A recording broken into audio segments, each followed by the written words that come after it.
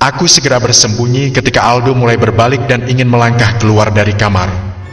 Kulihat mertua juga sedang memegang tas Anggia, lalu ia memasukkannya ke bawah kolong ranjang miliknya.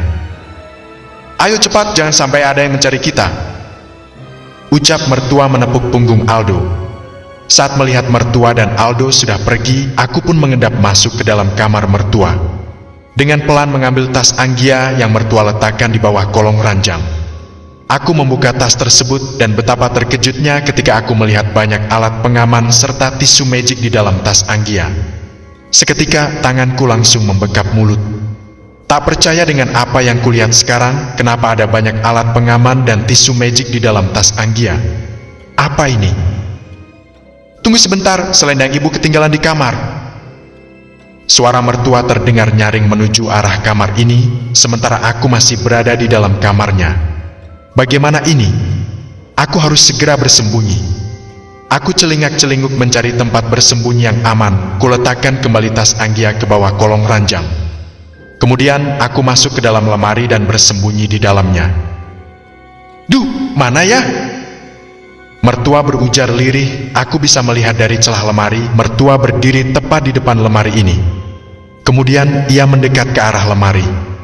Sepertinya ia ingin membuka lemari ini. Jangan sampai aku ketahuan. "Ah, ini dia!" Terlihat mertua mengambil sebuah selendang berwarna hitam, kemudian ia keluar dan menutup pintu kamar. Pintu kamarnya juga terdengar dikunci dari luar.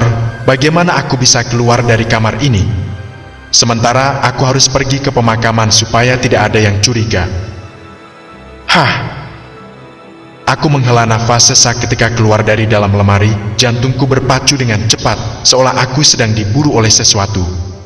Aku mengambil kembali tas Anggia yang berada di bawah kolong ranjang, mencoba mencari ponselnya. Namun, tidak ada aku temukan ponsel Anggia di dalamnya. Hanya alat kosmetik dan tumpukan alat pengaman saja yang ada di dalam tas Anggia. Berusaha membuka jendela karena tidak ada pilihan lain selain keluar melalui jendela kamar ini. Sebab mertua sudah mengunci pintu kamarnya dari luar. Setelah keluar, aku pun bergegas menuju ke pemakaman. Pasti jenazah Anggia sudah dibawa ke sana. "Kamu dari mana saja?" tanya mertua ketika aku terlambat sampai di tempat pemakaman Anggia. "Tadi..." Aku bingung mau menjelaskan seperti apa. Terlebih, aku tidak punya alasan yang tepat untuk berkelit. "Bukannya kamu pergi lebih dulu tadi? Tapi kenapa kamu yang paling akhir sampai di sini?" tanya mertua, pertanyaannya seakan menodongku. Aku bahkan tidak tahu apa yang harus kukatakan sekarang. "Iya Bu, tapi tadi tidak sengaja sakit perut. Makanya aku mampir sebentar ke toilet umum," ucapku berusaha mencari alasan. "Silakan pihak keluarga untuk mengazankan jenazah terlebih dahulu di liang lahat," ujar Ustadz berseru. Aku hendak turun ke bawah, namun tangan ini dicekal oleh mertua. "Biar Aldo saja," katanya. Aku bahkan tidak mendapat ruang untuk mengurus jenazah Anggia. Kali ini aku tak peduli. Aku menyentak tanganku dan bergegas turun ke liang lahat. Aku tak mengindahkan perintah mertua. Kuazankan jenazah Anggia di liang lahatnya. Seketika dada ini terasa sesak lagi dan air mata pun kian berderai. "Jangan menangis, tidak boleh," ucap Ustadz dari atas. Akan tetapi aku tidak bisa menahan tangis ini, sehingga bahu ini menjadi bergetar. Aku membuka tali pocong Anggia, kulepaskan dari kepalanya.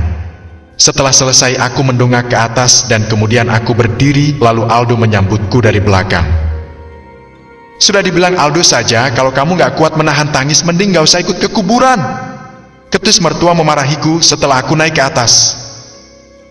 Perlahan tubuh Anggia ditimbun dengan tanah sedikit demi sedikit sehingga menjadikan tanah seperti menyerupai gunung. Saat itu pula aku merasa separuh dari jiwaku hilang dan hanya ragaku saja yang tersisa di dunia ini. Kendati kejanggalan yang terjadi masih membuatku bertanya-tanya tentang apa yang Anggia lakukan sebelum ia meninggal. Siapa yang ia temui dan kenapa ada banyak benda pengaman? Rasanya aku ingin marah, menangis, dan berteriak saat ini juga. Kedua tanganku remas dengan kuat, semakin lama kepalan tangan menjadi semakin keras. Wajahku semakin getir dengan air mata yang tak hentinya membanjiri pipi. Aku kehilangan sekaligus merasakan sakit hati terhadap Anggia. Teganya dia berbuat seperti itu di belakangku, dan kenapa keluarganya seolah menyembunyikan sesuatu. Satu persatu orang yang hadir di pemakaman kini mulai meninggalkan area perkuburan ini. Hanya tersisa aku sendiri seraya meratapi nasib diri. Anggia, entah aku harus menangisinya karena kehilangan, atau aku harus menangisi diriku sendiri yang kini tampak seperti orang bodoh. Aku dipermainkan oleh orang yang telah mati. Kau, apa yang sebenarnya kau lakukan di belakangku sebelumnya? Kenapa ada banyak alat pengaman di dalam tasmu? Teriakku menggema di area perkuburan ini. Hari semakin senja dan aku seorang diri menangisi nasib diri. Kau keterlaluan, Anggia.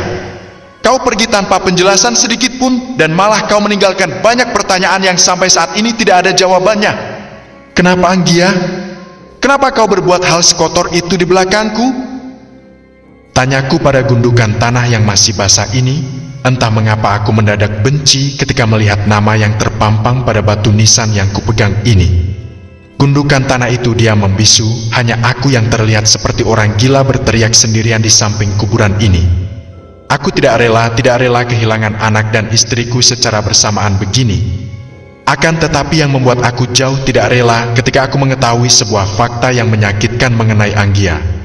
Alat pengaman yang aku temukan barusan adalah sebuah fakta yang menunjuk bahwa Anggia memang telah bermain serong pada saat aku merantau di Thailand. Mas? Angin sejuk menyapu tengkuk. Aku mendengar samar seperti ada seseorang yang memanggil.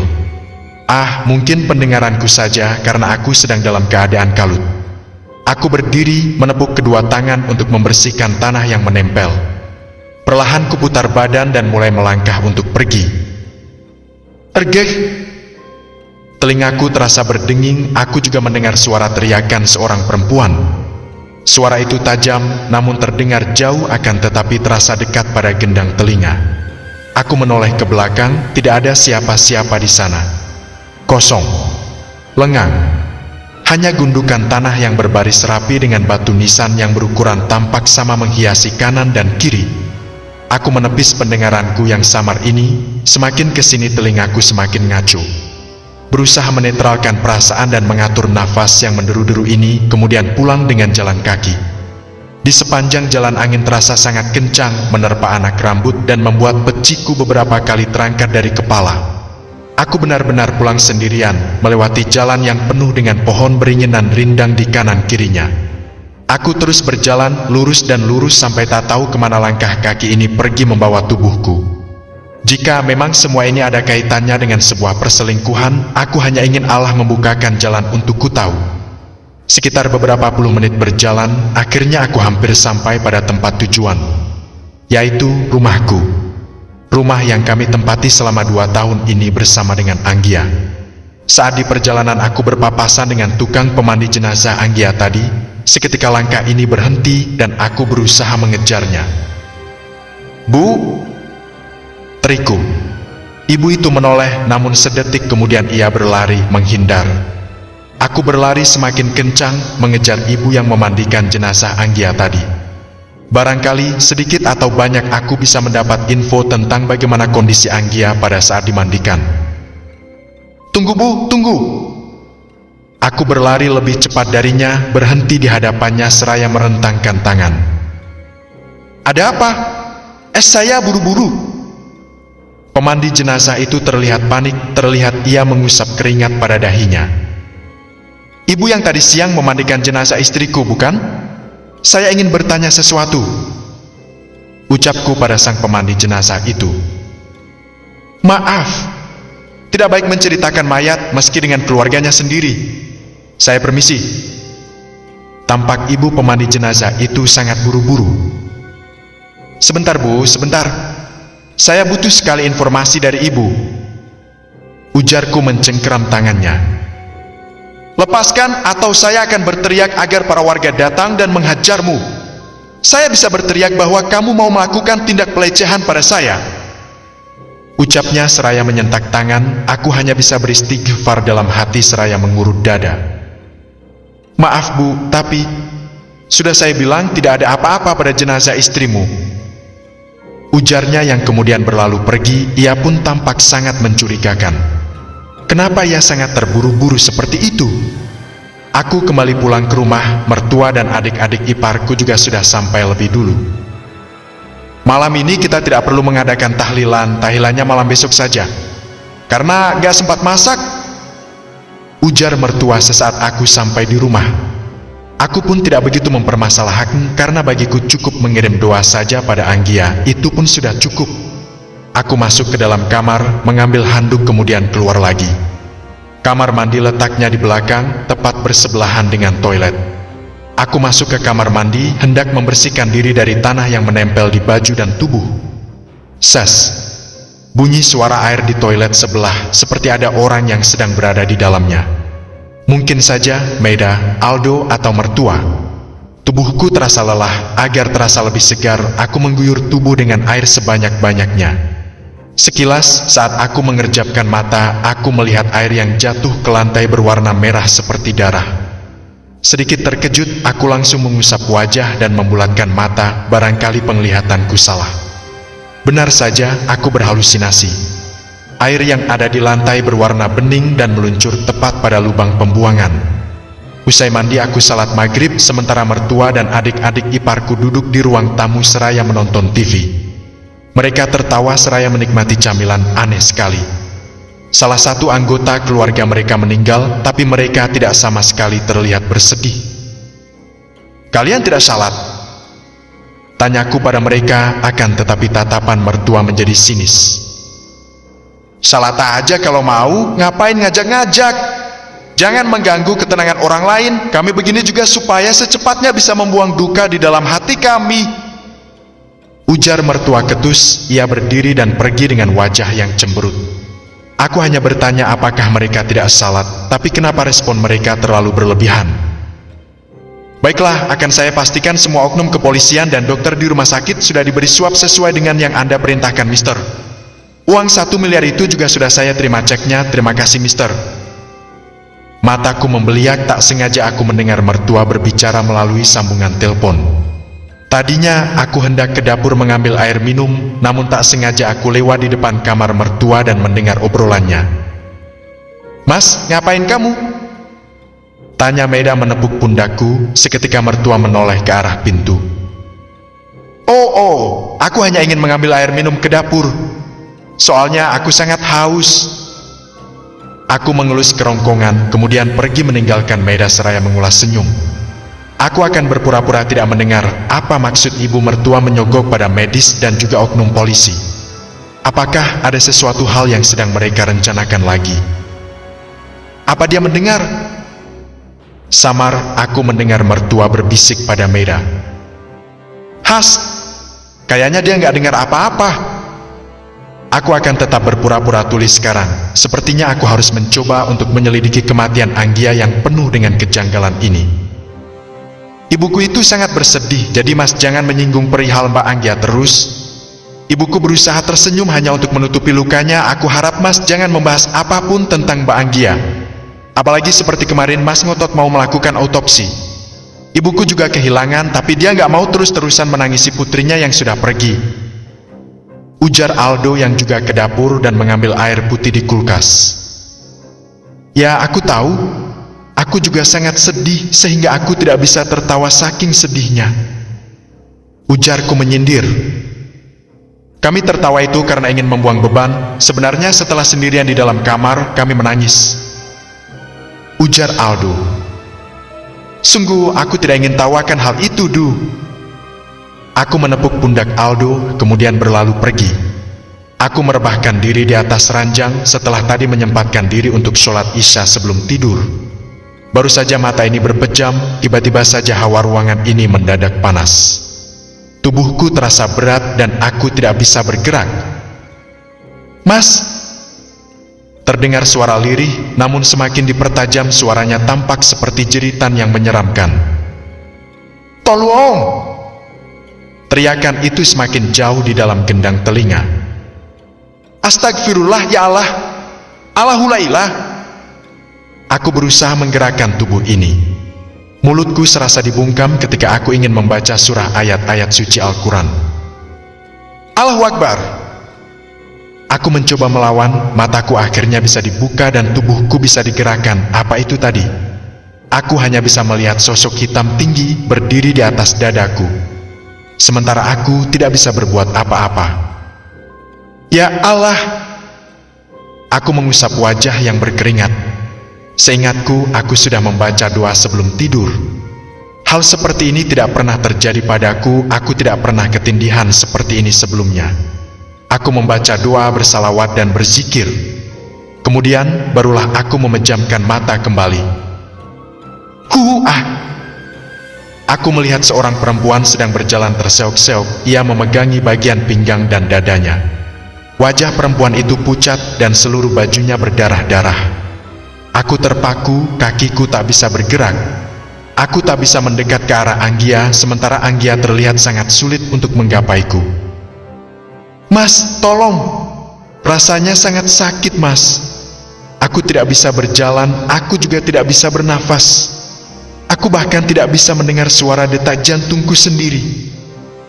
Lirih Anggia begitu pilu, aku yang melihat keadaannya sekarang hanya bisa menangis. Aku tidak bisa berbuat apa-apa, tubuhku membeku di tempat. Anggia, kemarilah. Apa yang sakit, Anggia? Apa yang sakit? Tanyaku, suaraku seakan tercekat di kerongkongan. Dada dan pinggangku, Mas. Anggia meraih bagian dadanya, kemudian ia seperti menyobek dadanya dan mengoyak dadanya hingga terlihat luka besar menganga seperti sayatan besar. Jantungku, Mas, jantungku. Dadaku terasa sesak ketika aku membuka mata. Keringat jagung mengucur membasahi tubuh. Apa itu tadi? Kenapa aku mimpi sangat menyeramkan tentang Anggia? Apa yang ingin dia katakan padaku?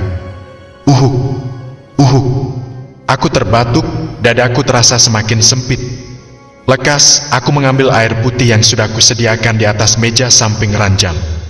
Namun, pada saat aku ingin meminumnya, tiba-tiba saja ada cicak yang jatuh dari atas dan masuk ke dalam gelasku. Astagfirullah, untung saja aku belum sempat meminum air itu. Azan subuh berkumandang, aku pun memutuskan untuk bangun dan turun dari ranjang. Aku berjalan ke kamar mandi dan mengambil air wudhu karena aku ingin salat subuh. Sekilas, aku melihat ada orang yang lewat di pintu.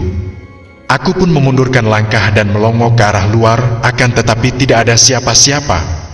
Mungkin perasaanku saja. Saat aku membasuh kaki, tiba-tiba saja ada angin sejuk yang meniup tengkuk. Padahal aku di dalam ruangan yang tertutup, mustahil jika ada angin yang masuk ke dalam kamar mandi ini. Saat aku ingin keluar dari kamar mandi, tiba-tiba saja aku berpapasan dengan Maida. Astagfirullahaladzim, untung saja tidak tersentuh. Kalau tersentuh wudhuku bisa batal. Ucapku mengangkat tangan, tatapan Maida datar tanpa ekspres. Setelah itu, ia pun berlalu dan masuk ke kamar mandi. Aku menggeleng, Maida bahkan seperti tidak merasa bersalah sama sekali.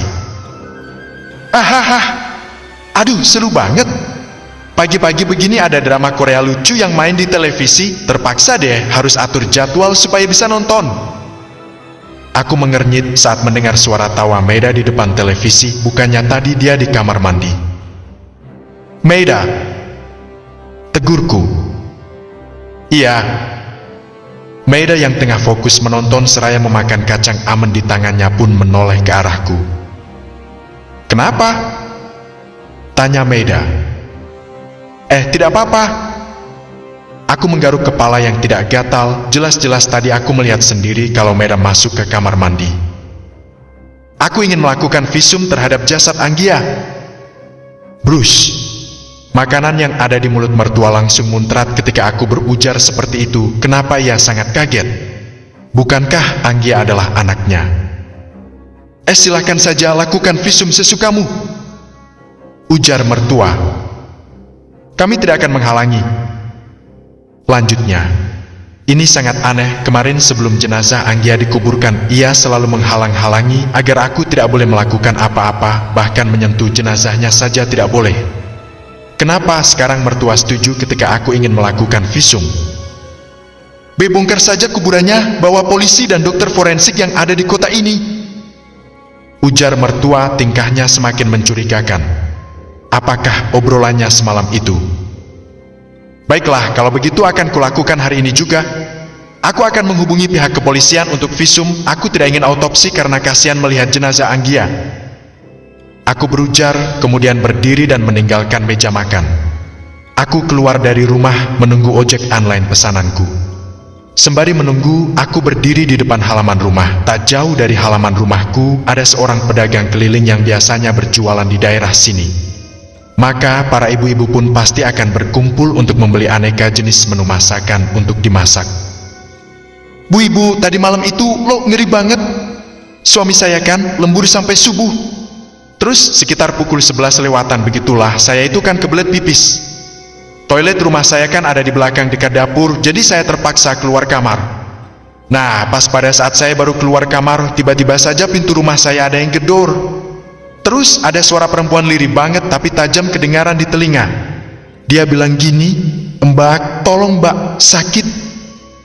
Saya nggak jadi pipis, saya balik ke kamar dan bersembunyi di dalam selimut sambil berzikir dan baca ayat-ayat pendek. Ujar salah satu ibu ngerumpi. Aku berusaha mendengarkan obrolan mereka.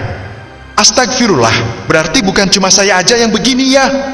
Tadi malam juga ada yang gedor-gedor pintu rumah saya, terus ada suara perempuan minta tolong.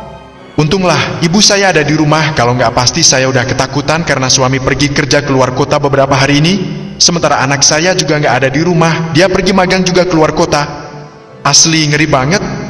Anehnya ibu saya malah nggak dengar apa-apa. Timpal ibu-ibu yang lain. Apa mungkin itu arwahnya si Anggia? Dek, seketika jantungku terasa tersentil ketika mereka menyebut nama istriku. Has, mulutmu itu lo sembarangan.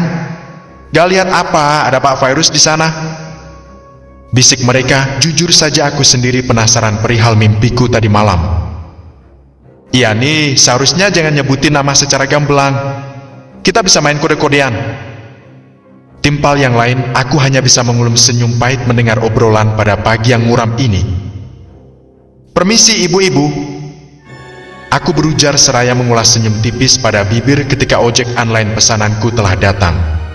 Hari ini aku akan ke kantor polisi untuk melapor dan meminta pihak kepolisian melakukan visum terhadap jenazah Anggia. Apakah aku akan dibantu oleh mereka atau memang benar tempat keadilan berpijak telah menerima suap dari mertua? Telepon dari sang pemandi jenazah. Bekas cupeng di jasad istriku 5. Sesampainya di depan kantor polisi, aku langsung meminta bantuan pada pihak kepolisian untuk membongkar kembali makam Anggia dan melakukan visum terhadap jenazahnya. Nama istri saya Anggia Mayangsari. Ucapku menjelaskan, seketika polisi yang ada di depanku terdiam. Baiklah, kalau begitu mohon tunggu sebentar. Kami akan segera mengurusnya. Sahut pria berpakaian coklat abu-abu di depanku ini. Dengan polos aku percaya, aku pun menunggu di ruang tunggu. Melihat para polisi bolak-balik di depanku. Semenit, 2 menit, 2 jam sudah aku menunggu, namun aku tidak dipanggil-panggil juga. Polisi yang tadi berurusan denganku juga nampak santai seraya lalu lalang di depanku. Pak, bagaimana? Tanyaku. Polisi yang tadi bilang ingin mengurus terlihat masih bersantai saja. Aku jadi bingung apakah mereka mau membantu atau tidak. Saya bilang tunggu dulu. Ujarnya, wajahnya terlihat marah. Baik pak. Aku kembali ke ruang tunggu menunggu pihak kepolisian mengkonfirmasi. Namun, tetap saja tidak ada pergerakan. Matahari sudah berada di atas ubun-ubun, sedari pagi hingga siang aku menunggu akan tetapi tidak ada kejelasan. Saat aku bertanya, pasti selalu disuruh untuk menunggu. Bingung, aku harus bagaimana lagi menunggunya. Jujur saja, batas kesabaranku sudah setipis kulit bawang. Pak, bagaimana? Apa pihak kepolisian bisa membantu melakukan visum? Tanyaku sekali lagi, ini yang terakhir kalinya. Saya bilang tunggu saja. Jangan banyak tanya.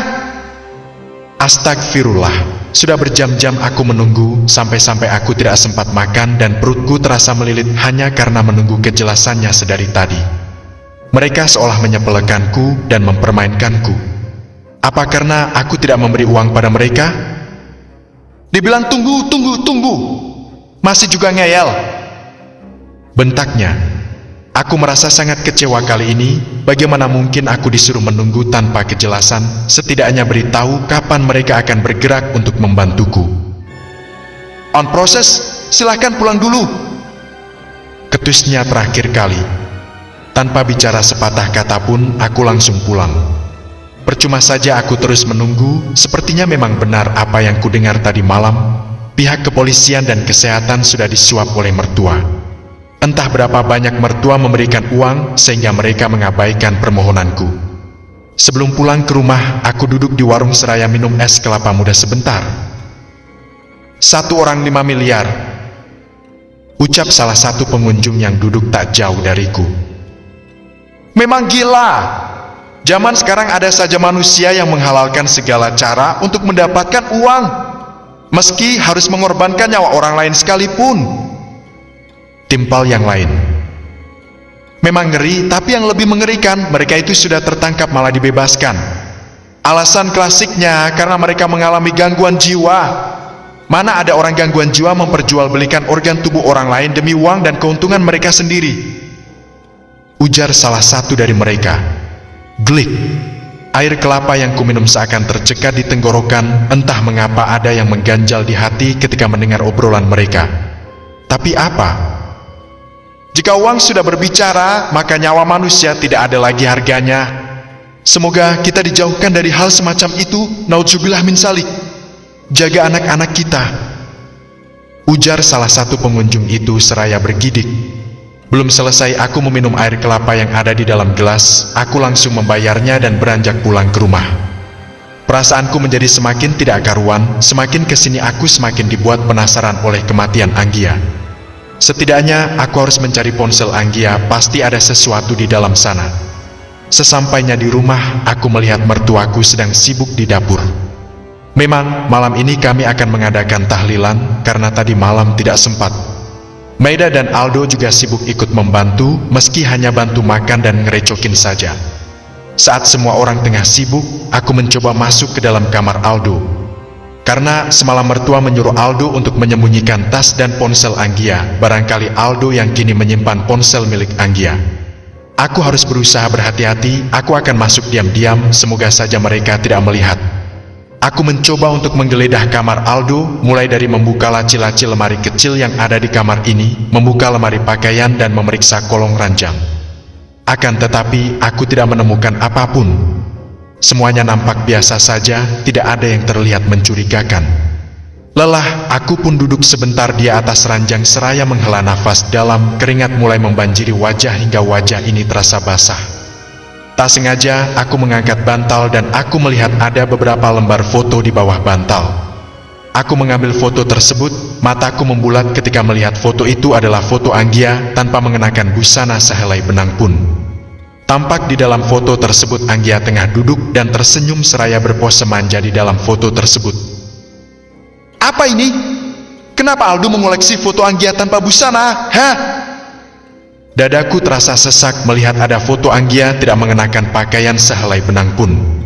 Aku sebagai suaminya saja tidak pernah menyimpan foto sevulgar ini di ponselku, meskipun Anggia adalah istriku sendiri. Ceklek. Pintu kamar terdengar diputar, pasti Aldo mau kemari, sementara aku masih berada di sini. Kuletakkan kembali foto Anggia ke bawah bantal, mengusap air mata yang tadi sempat jatuh. Aku tidak boleh terlihat mencurigakan, aku harus bisa lebih tenang, dan jangan sampai mereka berpikir macam-macam tentangku. Untuk saat ini, aku akan memilih diam dan menyelidikinya secara diam-diam. Mas Fairuz, ucap Aldo ketika masuk ke dalam kamarnya. Syukurlah semua yang tadi sempat berantakan sempat aku bereskan. Aldo, tadi aku nyari kamu, ternyata kamu gak ada di kamar. Ucapku mengulas senyum, meski di dalam dada rasanya sangat perih. Loh, kan mas tahu sendiri kalau aku sibuk bantu-bantu di dapur. Malam ini kan acara tahlilan istrimu. Ujar Aldo mengernyit, sepertinya ia mencurigaiku. Iya, aku tahu. Tadi kebetulan pas aku nyari kamu, tadi kamu gak ada di dapur, makanya aku ke kamar kamu. Berhubung kamar kamu gak dikunci, aku masuk aja. Jawabku. Ngaco kamu ini, Mas. Jelas-jelas aku gak kemana-mana. Ujar Aldo, ia berjalan ke sisi ranjang. Kemudian duduk di sisi ranjang seraya menyender pada bantal yang di bawahnya ada foto Anggia. Oh, sorry, mungkin tadi penglihatanku sedikit salah, maklumlah. Mata juga udah sembab begini. Ucapku. Tadinya aku mau pinjam sesuatu sama kamu, mau pinjam charger ponsel, karena charger ponselku ketinggalan di Thailand. Aku baru sadar setelah tadi mau mencharger ponselku yang baterainya hanya tinggal 10% saja lagi. Ucapku berkelit. Makanya aku masuk ke kamarmu, siapa tahu ada charger di sini. Lanjutku berusaha membuatnya yakin. Kalau mau pinjam itu bilang, Mas.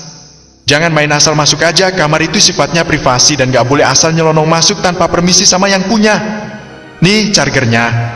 Ambil aja, karena aku punya 2. Ketus Aldo mengambil charger yang ada di atas meja, lalu memberikannya padaku.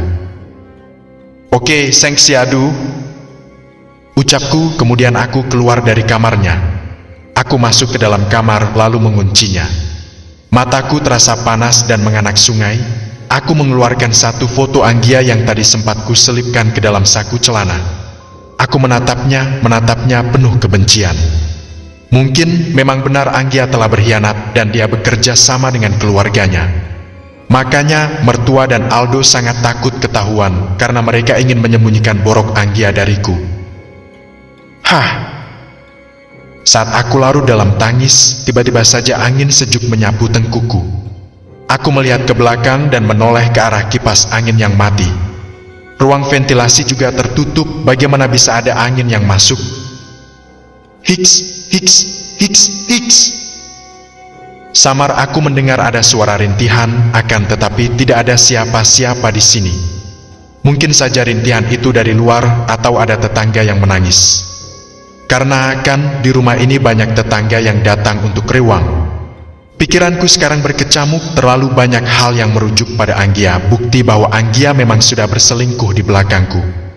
Lantas, kenapa mertua sangat takut jika aku melakukan visum pada jenazah Anggia, sehingga ia harus melakukan hal keji dengan cara membungkam pihak kepolisian dan rumah sakit? Seolah mereka memang sengaja membuat ruang gerakku sempit. Apa, aku harus bertindak sendiri? Saat aku melamun, tiba-tiba saja ponselku berdering. Aku bangun dan duduk dengan malas, melirik ke arah ponsel yang kuletak sembarang di atas kasur. Awalnya, aku tidak memperdulikan sambungan telepon itu karena nomor yang masuk tidak dikenal. Akan tetapi, nomor itu menelpon lagi setelah tadi sempat kuabaikan. Aku pun langsung meraih ponsel dan mengangkatnya. Halo, siapa ini? Tanyaku seraya menghela nafas berat.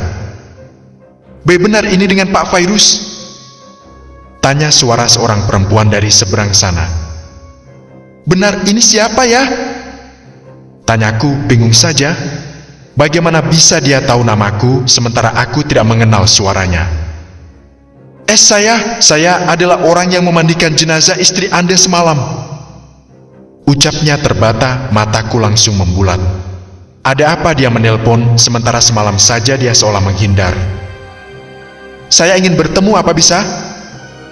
Tanyanya lagi, aku langsung turun dari ranjang. Bisa, tentu saja bisa. Ada hal yang ingin saya tanyakan. Ucapku, pada pemandi jenazah itu, aku merapikan baju dan bersiap untuk membuka pintu kamar. Tunggu. Ucapnya. Langkahku tertahan di ambang pintu. Jangan sampai ada orang yang tahu, usahakan Anda datang sendiri tanpa diketahui oleh siapapun.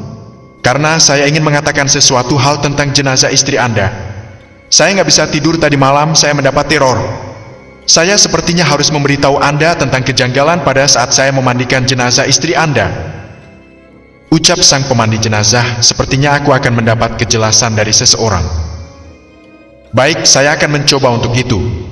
Di mana kita bisa bertemu? Tanyaku. Alamatnya akan saya kirim lewat pesan. Tolong jangan sampai ada yang tahu, karena ini menyangkut hidup dan mati saya. Ujarnya, dan tiba-tiba sambungan telepon terputus begitu saja. Janji temu berujung kengerian. Bekas cu-peng di jasad istriku. 6. Aku bergegas keluar kamar, memesan ojek online dan menunggu sampai alamat tempat pertemuan dikirim oleh sang pemandi jenazah.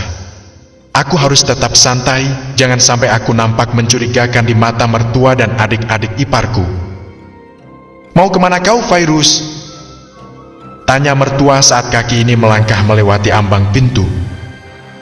"Aku mau keluar sebentar cari rokok," ujarku berkelit. "Kau kan tidak merokok?" tanyanya. Alasanku tidak diterima oleh pemikiran mertua. Ting! Sebuah pesan masuk ke gawaiku, pesan dari sang pemandi jenazah yang mengirimkan alamat di mana aku harus menemuinya. Aku mau beli charger ponsel," ucapku lagi. "Bukannya tadi sudah aku beli 1 charger ponsel?" tanya Aldo seraya mendekat. Alasan apa lagi yang akan kubuat? Sementara waktuku tidak banyak. "Ini, bantu kilangin bumbu dan juga kelapa, jangan lama-lama karena sebentar lagi mau dipakai," ucap mertua seraya menyerahkan plastik berwarna merah dan karung beras yang berisi kelapa belum diparut. "Tetapi ibu," aku menggantung ucapanku karena mertua langsung menyela sebelum aku selesai berbicara. "Sudah, cepat sana. Kami semua lagi sibuk memasak, hanya kau saja yang tidak punya kerjaan," katanya terus menyodorkan benda itu. Aku terpaksa mengambil karung dan plastik yang diberikan oleh mertua. Namun, aku tidak langsung mengantarnya sendiri, melainkan aku meminta bantuan pada Pak Kosim, tetangga yang lumayan akrab denganku. "Pak Kosim, Bapak lagi sibuk atau tidak?" tanyaku. "Tidak mas, memangnya kenapa?" tanya Pak Kosim. "Pak, saya boleh minta tolong tidak? Tolong bantu saya untuk menghilang kelapa dan bahan bumbu dapur ini. Saya ada urusan urgent yang tidak bisa ditinggalkan. Ini uangnya, sisanya ambil saja buat Pak Kosim," ujarku menyerahkan karung dan plastik itu bersama dengan uang 100.000 pada Pak Kosim. "Baik mas, ini nanti diantar kemana?" tanya Pak Kosim. "Antar saja ke rumah, kasih kepada mertuaku. Saya permisi dulu ya Pak Kosim." "Terima kasih," ucapku dan kemudian melangkah pergi keluar dari rumah Pak Kosim. Aku bergegas mencari ojek di pangkalan, karena jika memesan ojek online pasti akan lama sekali menunggunya. Sementara bunyi ponselku terus berdenting, pesan dari pemandi jenazah itu masuk secara beruntun. "Pak Fairuz, saya sudah sampai." "Bapak di mana?" tanyanya. "Aku masih di perjalanan." "Saya masih di jalan, mohon tunggu sebentar Bu," aku meminta padanya. "Pak Fairuz, cepatlah." "Saya takut sekali," balasnya. Memangnya dia takut kenapa? "Takut kenapa Bu?" "Saya di jalan, susah sekali ini mau balasnya," kataku. "Cepatlah kemari Pak Fairuz." Pemandi jenazah itu mendesak. Ada apa dengannya? Kenapa dia ingin sekali cepat bertemu? "Astaga, ada penutupan jalan mas," ujar pengemudi ojek di depanku. "Maksudnya Pak?" tanyaku mengernyit. Ada-ada saja jika aku mau buru-buru seperti ini. "Terpaksa kita harus putar arah, sepertinya ada jalur alternatif. Namun di sana pun sepertinya sedang ramai oleh pengendara karena jalanan di sini ditutup, bisa saja kita terjebak macet," tukas pengemudi ojek tersebut, padahal aku sengaja menggunakan ojek online supaya bisa segera sampai. Tapi tetap saja banyak halangan yang melintang. "Terserah mau ambil jalur yang mana Pak, yang penting kita bisa secepatnya sampai," ujarku. Aku merasa sedikit panik sekarang. Pengemudi ojek putar arah, kami mengambil jalur alternatif untuk menuju ke alamat yang diberikan oleh sang pemandi jenazah. Alamatnya lumayan jauh dari rumahku. Ia meminta bertemu di sebuah bangunan terbengkalai yang letaknya ada di dekat tepi pantai. Saat di perjalanan, ponselku berdering. Terpampang nama Bu Hasanah, ibu si pemandi jenazah itu menelpon. "Halo Bu, saya akan sampai sekitar 20 menit lagi," ucapku. "Mas, tolong saya mas. Tol." Cat, cat, cat. Sambungan telepon langsung mati. Suara Bu Hasanah juga tidak terdengar jelas karena suara bising klakson mobil dan motor yang bersahut-sahutan. Sebab ada sebuah mobil yang jalan melambat di depan sana. Pak, coba klakson yang kenceng. Saya buru-buru ini. Pintaku pada pengemudi ojek. Sudah mas, kayaknya mobil di depan itu jalannya emang lambat. Sahut pengemudi ojek. Aku kesal, rasanya rintangan banyak sekali ketika aku ingin bertemu dengan Bu Hasanah. Sulit sekali menembus jalanan yang ramai dan rawan macet ini, apalagi di kota Jakarta memang sudah terbiasa mengalami kemacetan. Setelah menunggu beberapa menit, akhirnya mobil di depan melaju juga. Jalanan sedikit lengang dan kami bisa melanjutkan perjalanan. Sekitar 10 menit, akhirnya aku sampai juga di tempat tujuan. Tempat di mana kami janjian ketemuan dengan Bu Hasanah. Saat masih berada di luar gedung, aku menelpon Bu Hasanah. Panggilan teleponku masuk, akan tetapi tidak diangkat olehnya. Aku mencoba berkali-kali melakukan sambungan telepon, namun hasilnya sama. Bu Hasanah tidak mengangkat panggilan telepon dariku. Aku pun memutuskan untuk segera masuk. Tadi kalau tidak salah kata Bu Hasanah dia sudah sampai. Mungkin saja dia memang sudah berada di dalam. Perlahan aku menginjakkan kaki di halaman teras gedung ini, gedung dengan tampilan yang cukup mengerikan. Di halamannya saja dipenuhi oleh semak belukar yang rimbun dan gedung ini begitu kotor, sepertinya sudah terbengkalai berpuluh-puluh tahun lamanya. Bu Hasanah, panggilku ketika memasuki gedung ini. Aroma pengap dan debu langsung menyeruak di indera penciumanku. Aku berjalan, melangkah perlahan menyusuri gedung besar yang penuh dengan sarang laba-laba dan kerusakan di mana-mana. Aku mencoba mencari Bu Hasanah, akan tetapi beliau tidak ada di lantai dasar. Apa dia sudah pulang? Bu Hasanah. Aku memanggilnya, suaraku menggema, mengaum di dalam gedung ini. Merasa Bu Hasanah tidak ada di lantai dasar, aku mencoba menghubungi ponselnya. Panggilanku tersambung dan aku mendengar ada suara samar bunyi ponsel di lantai atas. Gegas aku menuju ke arah tangga, kakiku perlahan menaiki satu persatu anak tangga yang sudah banyak berlubang. Plutuk. Suara benda jatuh terdengar ketika tangga yang hendak kupijak karena tangga ini sudah rapuh dan mulai hancur berjatuhan. Aku harus lebih berhati-hati, kalau tidak aku sendiri bisa jatuh ke bawah. Kenapa Bu Hasanah harus menunggu di atas? Sudah tahu tangganya terlihat ekstrim. Kenapa dia malah naik ke sini? Aku bergumam, banyak pertanyaan yang muncul di dalam benakku. Kendati demikian, aku terus mencoba untuk naik ke atas. Seraya berpegangan pada sisi pagar yang kurasa masih kokoh karena terbuat dari besi. Hanya saja, pagar besi ini sudah berkarat parah. Bu Hasanah! Tak ada sahutan dari atas, hanya suaraku saja yang memantul di gedung ini. Aku berhenti di tengah-tengah anak tangga, ingin memastikan kembali apakah Bu Hasanah memang berada di atas atau tidak. Atau, dia memang sudah pergi meninggalkan tempat ini, karena aku sedikit terlambat dari waktu yang ditentukan. Aku menghubungi nomor Bu Hasanah kembali. Kali ini suara dering ponsel terdengar sedikit nyaring. Aku yakin sekali suara ponsel itu bersumber dari atas. Lekas aku menyimpan ponsel ke dalam saku, kembali melangkah untuk naik ke atas seraya menghindari lubang-lubang yang ada di tengah-tengah tangga. Sedikit saja salah melangkah, aku bisa terperosok ke dalam lubang. Bu Hasanah, Anda di atas? Tanyaku, namun tak ada respon. Lantai atas ini tampak hening. Aneh, perasaan tadi aku mendengar suara ponsel di sini, tapi kenapa tidak ada siapa-siapa? Aku berkacak pinggang, seraya mengamati sudut demi sudut ruangan di lantai atas ini. Ada beberapa pintu di ruangan ini, dan aku mencoba untuk mengecek satu persatu dari pintu tersebut.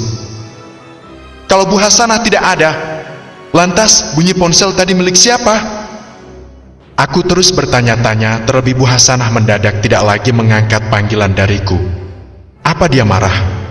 Atau dia kecewa karena aku terlambat datang? Aku mencoba untuk membuka satu ruangan di dalam gedung ini, tidak ada yang janggal di sini.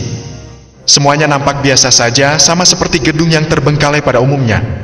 Kotor, banyak kotoran tikus dan cicak di mana-mana. Kulirik arloji yang ada di tangan. Jam menunjuk pada angka 2 siang, mungkin benar Bu Hasanah sudah pergi dari sini dan dia sudah pulang sebelum aku datang. Namun, pada saat aku ingin melangkah turun, aku mendengar ada suara dering ponsel di sini. Entah milik siapa. Yang jelas suara dering ponsel itu terdengar sangat nyaring, suaranya sama pada saat aku menghubungi nomor Bu Hasanah. Aku berbalik melangkah pelan menuju ke arah sumber suara. Aku mempertajam indera pendengaran agar bisa mendengar lebih jelas dari mana sebenarnya asal sumber suara dering ponsel itu. Tak berapa lama suara dering ponsel itu mati. Aku pun langsung mengeluarkan gawai dan mencoba menghubungi nomor Bu Hasanah kembali. Benar saja, dering ponsel terdengar lagi. Kali ini aku benar-benar yakin bahwa ponsel Bu Hasanah memang ada di dalam sini. Kalau suara ponselnya saja ada, mustahil Bu Hasanah tidak ada. Atau, ponsel Bu Hasanah terjatuh dan tertinggal di dalam gedung ini. Tapi, sangat mustahil. Aku terus melakukan panggilan, seraya mencari sumber suara dari ponsel Bu Hasanah. Aku berhenti pada salah satu pintu di dalam ruangan ini, kurasa sumber suara bunyi ponsel milik Bu Hasanah berasal dari ruangan ini. Ceklek, ceklek. Aku berusaha membuka pintu tersebut, akan tetapi terkunci dengan rapat. Mustahil jika pintunya terkunci tapi ponsel Bu Hasanah berada di dalam ruangan ini. Namun, memang sangat jelas kalau sumber suara dering ponsel berasal dari dalam ruangan ini. Aku mencoba mundur beberapa langkah, kemudian berusaha mendobrak pintu ruangan. Brakak, brakak, gubrakak. Setelah mencoba beberapa kali, akhirnya aku bisa mendobrak pintu tersebut dengan secara paksa. Aku pun langsung masuk ke dalam ruangan ini dan memeriksanya. Aku menelpon nomor Bu Hasanah kembali, kali ini terdengar suara ponsel Bu Hasanah, dan aku melihat ada sebuah ponsel terletak di atas meja. Akan tetapi, tidak ada siapa-siapa di ruangan ini. Kemana Bu Hasanah? Ponselnya ada di sini. Tapi, kenapa orangnya tidak ada? Aku bergumam seraya menatap layar ponsel yang menyala. Terpampang foto profil seorang perempuan dengan anak kecil seraya tersenyum di dalam layar. Aku yakin pasti foto profil Bu Hasanah dengan anak kecil ini adalah anaknya Bu Hasanah. Cik, cik, cik. Aku merasa ada sesuatu yang hangat menetes ke wajahku. Aku pun langsung mengusapnya dan melihat apa yang menetes barusan. Mataku terbelalak ketika melihat cairan merah pekat di tanganku. Mataku semakin membola ketika aku melihat ke lantai, genangan darah membentuk kolam kecil berada di bawah kakiku. Karena aku pakai sepatu kulit, aku tidak merasakan bahwa sedari tadi aku menginjak sesuatu yang pekat dan kental. Jantungku berpacu dengan kencang, lututku terasa gemetar. Perlahan, aku mulai mendongak ke atas untuk memastikan ada apa sebenarnya di atas sana. Nafasku kian memburu ketika aku melihat pemandangan di atas. Tubuh ini terasa membeku dan takut seketika menyergap di dalam jiwa. Adrenalinku serasa ditantang habis-habisan. Brugi! Sesuatu yang mengerikan jatuh dari atas. Aku pun tak bisa berkata apa-apa selain hanya bisa membekap mulut seraya menahan rasa takut dan kengerian. Bu Hasanah! Ucapku dengan kerongkongan yang semakin tercekat.